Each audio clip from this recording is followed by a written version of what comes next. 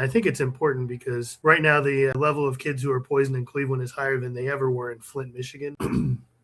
Well, professionally, I'm founding a laboratory to do environmental lead testing.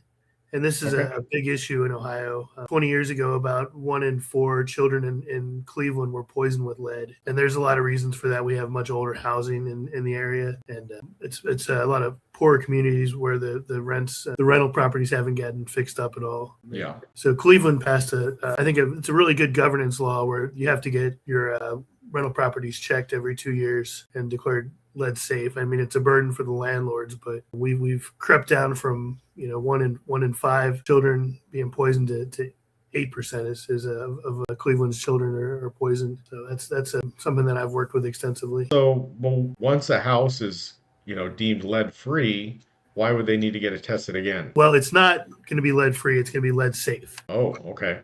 Yeah, go ahead. Can you explain that? So yeah, most of the houses would involve having to rip it down to the studs to get the paint off the walls.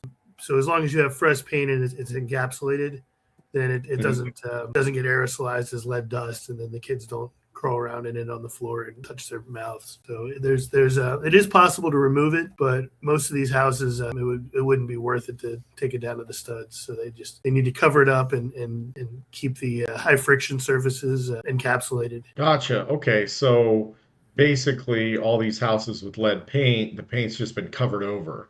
So the lead's still present, and Yes. you're just making sure that they've covered it enough. Yeah, the inspectors go in with dust wipes and they wipe the floor and then send it off to the laboratory. Gotcha. Interesting. Okay. And Cleveland has this landmark bill, and I think it's important because right now the level of kids who are poisoned in Cleveland is higher than they ever were in Flint, Michigan. The only difference is that you can point to, this is the guy at the water department who switched from the Lake Michigan to the Flint River and caused all the kids to be poisoned. But in Cleveland, you have to point at 10,000 different landlords.